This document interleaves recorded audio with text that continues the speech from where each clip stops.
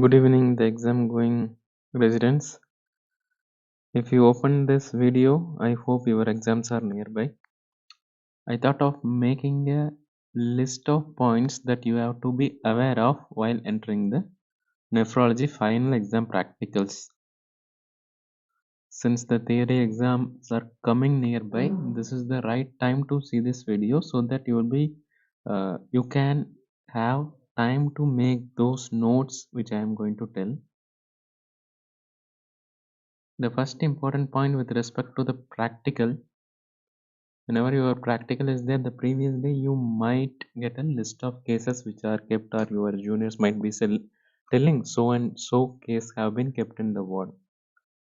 So the previous day, since you people are already tensed, don't try to know the diagnosis or search for the diagnosis. If you have been informed, well and good. If you are not knowing, then also well and good. Because many a times unexpectedly you might get some patient from OPD, and if you are knowing the diagnosis prior, it might bias your differential diagnosis. And what is the other problem you might get it? Suppose if you are not knowing the diagnosis, or if the particular case is not kept, there is a chance you might feel little bit apprehensive. So what is this case all about? So whatever the case it is, just go with the history, try to make the differential there.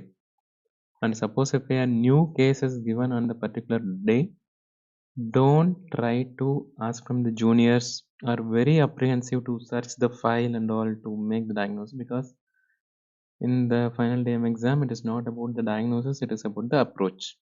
So many a times searching the diagnosis will add extra attention to your exam preparation, and it doesn't have a much role to play on the day of exam. So this is the first point with respect to the day before practicals. Second, especially whenever there is a transplant case, which is the long case for sure for all of you DM residents in the final exam, the attender, if he is not well educated, he might be giving you the history in a haphazard way. So in the exam tension, if you are not well prepared, you might be keep on noting down whatever the patient is saying. You might not be clear in presenting the history to the examiner. For example, the patient might start with a fever, then he will say, I developed edema, then subsequently fever came back again, then edema subsided, something like that. So what is your role on the exam day? Since you are in final year, hopefully you are aware of that. Despite that, I am telling it again. Here you have to clear it out. The patient developed fever, subsequently edema. Make it clear. And a few random symptoms can be combined together. You can say there is a involvement of renal system in the form of edema over a period of so and so months. The patient could not delineate clearly like that, because in a transplant case the history will be so big, because you have to start the history from beginning, then you have to catch till the time of dialysis. During this time you have to ask the history for the basic disease. So if you have any confusion, or if you are writing the history haphazardly, it will be clearly reflecting to the examiner. So make sure how you are going to take how you are going to take the case summary as what basic disease you are keeping. So whatever the chota information the patient or attender is giving, you can bury somewhere and make it into a clear cut history. Make sure the history is clear while presenting, otherwise the examiner will get confused. It might bring some negative impact on your presentation. So this is regarding the history. If it is as haphazard, make sure you are making it clear while presenting.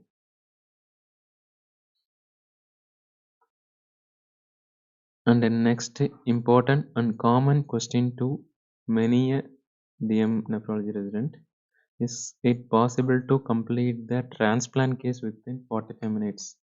Very difficult. Even the examiner also knows. The first few candidates are the, like, if the number of resident is 4 or below that, there is a high chances you might be the first one who is getting the transplant case. And completing entire history, examination, urine investigation within 45 minutes is very difficult. Even if you ask only yes or no type of question, considering the number of history to be asked, no one can finish the history within 45 minutes. Starting from detecting the basic disease, how the symptoms started, how the dialysis started, what are the events during dialysis, whether the dialysis, why the patient opted for transplant, events before transplant, during transplant, post transplant, then examination is very difficult.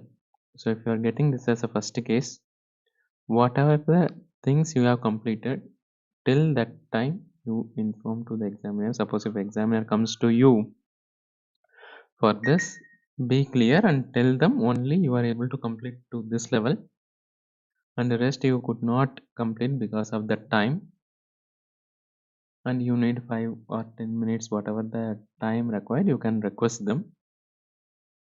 Make sure how to bypass this. For this you have to prepare very well with the history and you have to ask it in a systemic manner, and you should know where to start with, because many a times if the patient is second year post transplant, the patient will say why he came right now. Since it is only 45 minutes, you can start from here and go back. Even it will give a clear confusion to you. You will be think because you have to write it down in the paper also, because you are going to present it to the examiner. Before the examiner comes, you have to make the summary also. So be very clear what you are going to ask. As the case is given to you, straight away ask what was the problem when you were apparently alright, probably 5-10 years back. I have made a video on how to ask the history. Try to mug up the histories. What are all the things to be asked? Fatapat, ask the history till the basic disease. Fatapat, ask the history till why the dialysis was started, what are the indication. Within 5 minutes, try to ask the history related to dialysis, EPO, blood transfusion. Then go towards transplant.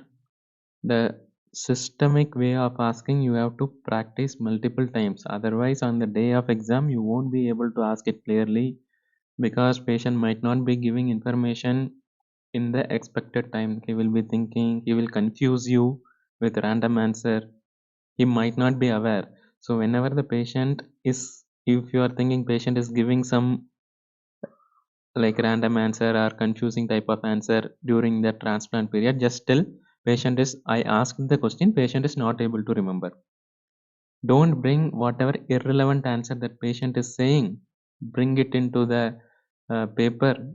The patient have told like this, and this is what I have asked from the history. You should not tell like that. You have to be very clear. Tell patient is not able to remember, I have asked. Will the examiner cross check the patient? See, whatever the information you are skipping is not relevant to the case. So these kind of small things they won't cross check. Suppose if the history is having an impact on the treatment, for example, history related to ATG, if the patient is not aware, you can ask how much he has spent. He is not aware, well and good. These kind of information, even examiner asks, probably patient will give the same answer. So that is why this kind of small random things you can bypass till the patient is not able to remember, and examiner is not going to recheck it. And then and there, try to write down or take a small kind of notes so that you will able to complete the case after finishing the examination. So this part you have to be very well prepared. Since I told 45 minutes is not enough for everyone, is it enough if you are standing only till the history of dialysis once the 45 minutes is complete? No, you have to prepare. At least you have to reach the systemic examination before 45th minute, even if it is a transplant case. So that is how your history part is very important, and asking history systematically is very, very important. You should not taken away by the flow of the patient and the attender. Yes, you will be well prepared, you will be starting from the beginning, but patient might be giving take you to this area. Sir, I have came for this problem, I have came for this problem. In the exam tension, you might be taken away here. And many a history you might miss this side, which will add extra tension to you. So make sure you are well prepared for this one. If you are getting transplant as the first case, this is what going to decide your probably the entire day outcome. If you are performing well in the history part and your sequence is very correct, if the examiner is satisfied, probably you are almost cleared your exam. So that is why practice, practice, practice well with the post-transplant case. I have uploaded the how to ask the history I have uploaded. You can go through it or you prepare your own history, which are the things you are going to ask. Be well prepared. This is the most important thing, and you have to be very confident in these transplant cases.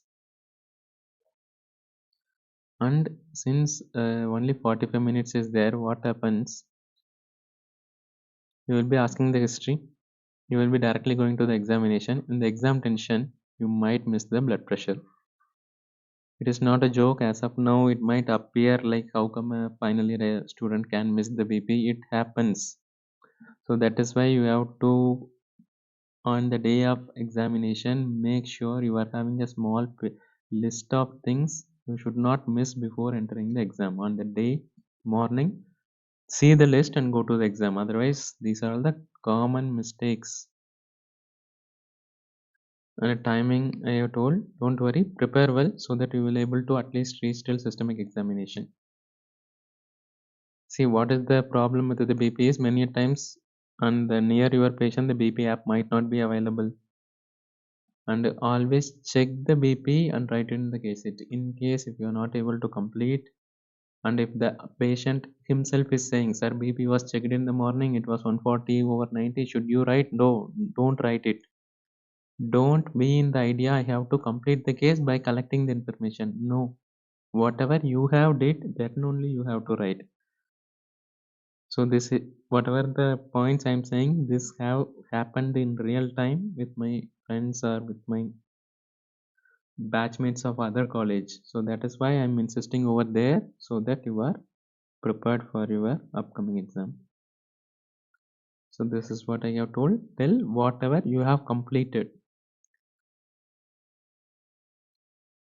And the examiner probably will accept that. Don't try to cook up the findings. Don't try to ask the findings from the junior. Whatever you are able to see, able to complete, that will be enough. But prepare well to complete it. Almost complete it within the stipulated time. And what are the things which are commonly missed in your exam tension or on the day of exam is all four limb BP. You will be so happy checking the right upper limb BP or left upper limb BP. You will forget the lower limb BP, especially in the glomerulonephritis case. Why not vasculitis? If the question comes, they will definitely ask. And if you missed it, accept it and tell the examiner that you didn't check. Don't try to randomly bluff. If the examiner directly asks the patient, if the patient says that BP cuff was not tied in the lower limb, it will give a negative impact on you. Especially the general examination finding, nail finding, skin. There will be pruritus mark, you might miss it. Hair might be very thin and like tensile strength is not there, lusterless. The general examination finding in the exam tension usually you will miss. So make sure you are noting down those. Pericardial rub, another common finding which we miss during the exam. You might be checking for the crepitations, pericardial rub you usually miss. And the exam hurry, and since after asking the history, you have to write down the things. So in that hurry, you might miss the pericardial rub. Make sure you are checking for that. Organomegaly, even though simple finding, spleen, liver, always check in the post-transplant cases also. Another most important, urine routine microscopy. I have kept a separate slide for that. Urine routine microscopy for protein and RBC, you have to do it because it is a part of the DM nephrology case presentation. Your examination is incomplete without this urine routine microscopy finding. So after history, after the vitals, after the systemic examination, the local examination, if it is a CKD, many a times AV fistula examination, the candidates miss. So that is why make a list of points that you should not miss on the particular day. AV fistula also important finding, students usually miss. So on the hurry in writing the case in your examination sheet, many students will forget urine routine microscopy because you have to give that strips to the patient. The patient have to go to restroom, then dip the stick in the urine and come back and show to you. Minimum it will take 5 to 10 minutes. Do you think is it possible during this time? See, suppose your first case it will be difficult. The second and third case probably you will get adequate time.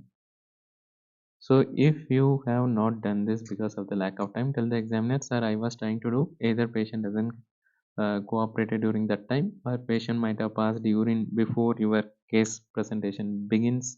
So these are the things you can say if you have did well and good.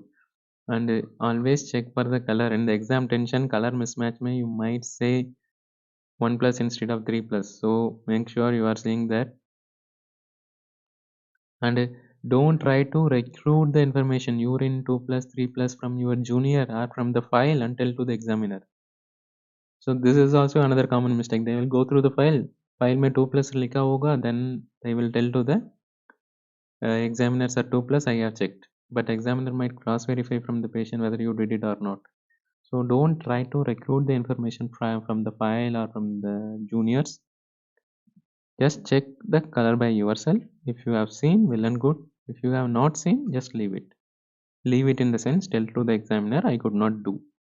So he might ask, what are the expected finding? No examiner will come and poke you why didn't do, because the DM exam won't work that way. They know you are not able to do because of this practical problem. They won't come and poke you why you didn't do and all. Okay. So what to do whenever there is a history diagnosis mismatch? Probably you might have received some list of patient, or you might, since you are in the institute for 3 years, you might be knowing the same patient and you might be aware of the diagnosis. Or you might have heard from some of your colleagues or junior, this is the case. But once you ask the history, it might not favoring the case. You will get confused what to do, whether to go with the diagnosis or go with the history. Always go with the history. For example, they might have given bed number 14 is the case of membranous nephropathy.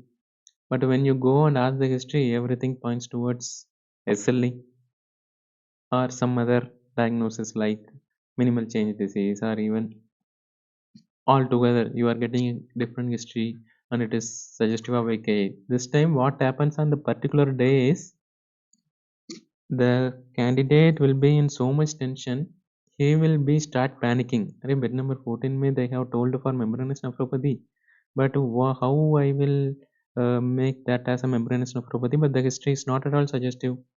So always go with the history, don't worry about diagnosis. The patient is there, attender is there, they have given the history. Whatever the differential you are making at that point of time, tell to the examiner. Don't have any second thoughts. Even if it is some other diagnosis, don't worry. Your history is matching with your differential, your past. Don't worry about the diagnosis. And this mistake commonly occurs. Commonly, because if seniors didn't tell this point, if the student going to the exam directly, if there is no one to tell this before, definitely the student will have little bit panic attack during that time. So make sure your diagnose always towards the history. And another simple point, at least 1 or 2 weeks prior, try to arrange the fundoscope with a good battery, inch tape, tuning fork, CNS examination kit. You have to make it available before your practical exam to reduce your tension. These are all the small things. But what happens when you are getting a case of diabetic nephropathy? Only these are all the important things which will decide whether you are a good student or not to the examiner. Your CNS examination kit, tuning for fundoscope, fundoscope for checking diabetic retinopathy, tuning for checking the neuropathy findings. Even though you might not do it, suppose if you are having, it will give a good impression. And one more thing is it reduces the tension during the exam day. You will be thinking you won't get diabetic nephropathy. On the day of exam, you will be getting the diabetic nephropathy case. You will be running here and there to collect the fundoscope. This will consume your 10 to 20 minutes and it will add to the panicity. Exam is all about bringing your confidence of how you worked for the past 3 years and presenting it to the examiner. If you are not having all this, it will add to extra tension. And once you are having all this, and don't try to take it from your batchmates, arrange for yourself because your batchmate will be in Viva while you are getting a diabetic nephropathy case. So to reduce that tension and all, make sure you arrange this because you have spent enough time, years in preparing for the final exam. These are simple things, don't miss. It will have a huge impact on your day of exam. So as I told you, for the history, since your theory exam not yet started, make sure you are writing down the history in a separate paper daily. You are practicing. And on the exam day, you won't be able to write the entire history sentence by sentence. You will be writing the patient name, age, sex, chief complaints may probably you will be writing SOB, one arrow down, you was then HOPI, apparently normal 5 years back. Then everything will be only abbreviation because you won't be having time to write down the sentences. And subsequently vital. So just to make sure what are all the abbreviation you are going to use. Because on the day of exam, if you are using it for first time, once you are completing your history, examination, urine finding, once the examiner comes, you yourself will forget what you have wrote in your case sheet. You might not be aware. You will be reading out the case with the exam fear. Once the second or third line is done, you will be confused what to say, what I have wrote, because there will be thought block in the exam. So make sure what abbreviation you are going to use. And many a times what happen in the first case or the second case, whatever it is, you will be well prepared for the history. Examiner will come, he might ask you to start from the summary and go to the examination, or many a times leave the history and the examination, go to the summary. Be prepared for that also, because examiner might be like you might be getting the third case, examiner might have already taken 2 to 3 cases before. He might not be interested in the history. He want to directly bombard into your theory knowledge, or he might want to directly jump into glomerulonephritis, SLE, whatever the case it is. So be prepared for skipping the history also, and don't get panic once your history is skipped and you will be given only the summary. And you once the examiner comes and asks you to present the summary, you might get a bomb over there. You because you are preparing for last 10 minutes to present the history, how to present and all you will be preparing. You'll be starting with summary also. So be prepared for that also. As I told you, since your practicals, the questions or case are very important. Always make quick notes for BKV, CMV, screening, treatment, SLE, trials, diagnostic criteria, on-cause associated vasculitis, latest trial, post-transplant lymphoproliferative disorders, AKI, yearly versus late dialysis. These kind of questions are most expected in your practicals. Make sure on the day of examination or the day prior you have seen through the notes of this. A small one-page notes. Important points. Because once your theory exam is over, you will forget. You might not, but it is very common. Students usually forget. Make sure you are having notes for these important practical cases so that prior day or on the day of the exam morning you have seen this and going to the exam once. This, for example, I have kept whatever the cases you have been like expecting you can write down the important points. SLE, the diagnostic criteria, is very, very important. The three, ACR, ULAR, SLIC, and the latest previous one, all three you write it down. Daily you go through it. What are the changes? Because practical without that question, impossible your practical will go. And if the question in the practical, if the question goes till the trial, that means you are already have cleared the exam. Because if the trials examiner are entering, that means you have already cleared the basic things. Probably you are about to get a very good marks. So this, as I already told you, just abbreviation and summary only you have to write. Once your case presentation is done, examiner have assessed you, then you might be given that sheet back to write down and submit it. So that is why before the presentation, if you are having time, write down fully, which is possible only if you are the third candidate getting the viva in the afternoon, something like that. And as I told you, your abbreviation should not confuse yourself, because we have encountered those things. So be prepared for that, because presenting before the final exam in the ward or in the department is very easy, because you will be given the entire day and there is no time limit, random presentation. So there is a huge difference between that one on the day of examination. So that is why I am telling it again, because in that panic situation you might feel confused with your own handwriting. So that is why history focus, try to make systemic questions, don't get deviated by the patient answers. And in case if you will be given 3 cases and viva afternoon spotters are there, suppose your first case, in case if the viva not went well, don't worry, just focus on the subsequent case, because if one bad case occurs, don't think your entire day or the entire exam is going in the negative direction. The examiner, there are 4 examiner, all 4 have to decide. So they will decide on your overall performance.